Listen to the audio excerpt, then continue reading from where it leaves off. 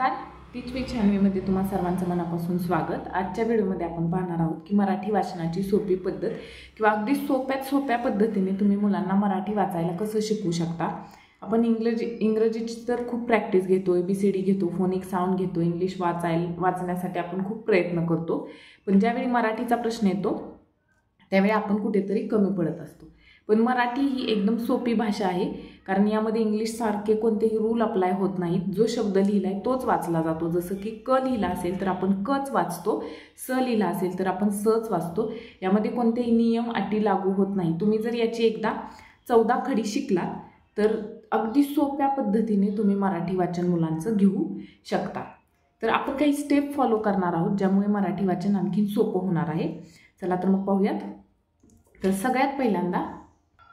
सगळ्यात पहिली स्टेप आहे ती म्हणजे काय, तर तुम्ही मुलांना स्वर आणि व्यंजन यांची ओळख योग्य पद्धतीने करून द्यायची आहे. अगदी त्यांना पाहिलं की ओळखता आलं पाहिजे. यामध्ये सुद्धा स्वर हे आपण डायरेक्टली वापरत नाही शब्दांमध्ये किंवा अक्षरांमध्ये, वाक्यांमध्ये. ते खूप कमी प्रमाणात वापरले जातात. तर त्यांचा उपयोग काना, मात्रा, वेलांटी यासाठी होतो.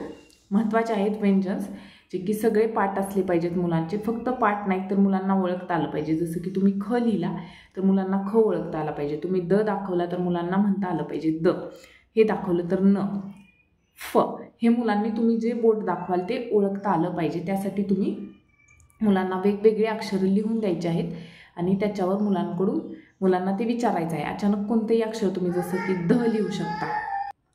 तर ही मूळ अक्षरं त्यांची परफेक्टली ओळखता यायला लागल्यानंतर तुम्ही काय करायचं आहे, डायरेक्टली त्यांना वाचायला सांगायचं नाही, तर आधी फक्त मूळाक्षरांपासून जे शब्द बनतील, म्हणजे ज्यांना काना, मात्रा, वेलांटी काहीही नसेल असे शब्द तुम्ही वाचायचे. ही आहे आपली दुसरी स्टेप. आता बघा काय करायचं आहे. इथं मी काही शब्द घेतलेले आहेत ज्यांना काना, मात्रा आणि वेलांटी हे काहीही नाही आहे. जसं की घर, धर, भर. या पद्धतीने आधी 2 अक्षरी शब्द, त्यानंतर 3 अक्षरी शब्द आणि पुन्हा 4 अक्षरी, 5 अक्षरी, 6 अक्षरी. नंतर तुम्ही कितीही शब्दांची संख्या वाढवत जाऊ शकता. या पद्धतीने तुम्ही मुलांचं रीडिंग करून घ्यायचं आहे. मुलांना जर मुळाक्षरे योग्य पद्धतीने ओळखता आली तर मुलं नक्कीच हे शब्द वाचतील आणि एकदा वाचायला लागलं की त्यांचा कॉन्फिडन्स वाढतो. त्यानंतर काही छोटी छोटी वाक्य घ्यायची ज्यांमध्ये सुद्धा काना, मात्रा, वेलांटी असली नाही पाहिजे. जसं की शरद भजन कर. आता मुलं सुरुवातीला या पद्धतीनेच वाचतील, पण नंतर त्यांना शब्द पूर्ण वाचायला सांगायचं आहे. जसं की शरद असं न वाचता शरद भजन कर हे तुम्ही मुलांना सांगायचं आहे.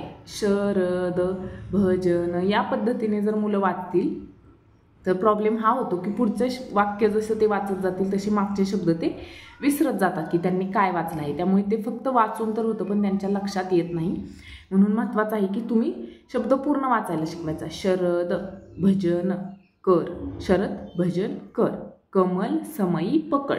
तर बघा यामध्ये एकही काना, मात्रा, वेलांटी नाही. अशी काही वाक्य तुम्ही मुलांना देऊ शकता आणि मुलांकडून प्रॅक्टिस करून घेऊ शकता. त्यानंतर हे फक्त बेसिक झालं. आता नेक्स्ट पार्ट असतो तो म्हणजे मुलांना 14 खडी शिकवणं. पण मुलांना क, का, की, कू या पद्धतीने सुद्धा तुम्ही शिकवू शकता. पण मला असं वाटतं की या पद्धतीने म्हणजे आधी कान्याची ओळख करून देणे, काना म्हणजे काय हे मुलांना सांगणं आणि मग कान्याचे शब्द घेणं, त्यानंतर वेलांटी म्हणजे काय हे सांगणं, त्यानंतर वेलांटीचे शब्द घेणं. या पद्धतीने जर तुम्ही शिकवाल ना तर मुलं कन्फ्यूज होत नाहीत आणि मुलांच्या एक कन्सेप्ट क्लिअर होत जातात. जसं की का, खा, गा, घा आणि त्यांना साऊंड पण समजतो. क, का, की, कू. बघा या पद्धतीने सुद्धा तुम्ही घेऊ शकता की क, का, की, कू, कू, के आणि त्यानंतर ख ची लाईन की ख, खा, की. पण मला असं वाटतं की या पद्धतीने शिकवण्यापेक्षा ही पद्धत सोपी पडते आणि याने मुलांच्या लक्षात राहायला चांगली मदत होते. म्हणून तिसरी स्टेप आहे की तुम्ही एका मात्र्याची ओळख सुरुवातीला करून द्यायची आहे.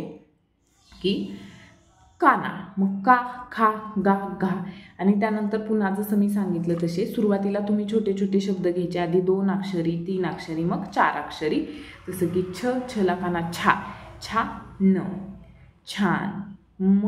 मला काना मा न, मान. झला काना झा, झाड. बला काना बाक किंवा पला काना पा, न लाकाना ना, पा ळ ना, आ र सा. या पद्धतीने तुम्ही मुलांकडून 2 अक्षरी आणि 3 अक्षरी शब्द वाचून घ्यायचे आहेत. त्यानंतर पुन्हा आपलं जसं मगाशी सांगितलं त्याप्रमाणे 4थी स्टेप की छोटी छोटी वाक्य बनवायची आणि ती वाक्य मुलांना वाचायला सांगायची. र लाकाना रा, राम, राम, गाय, गाय, हा. या पद्धतीने तुम्ही मुलांना वाक्य वाचायला सांगायचे आहेत.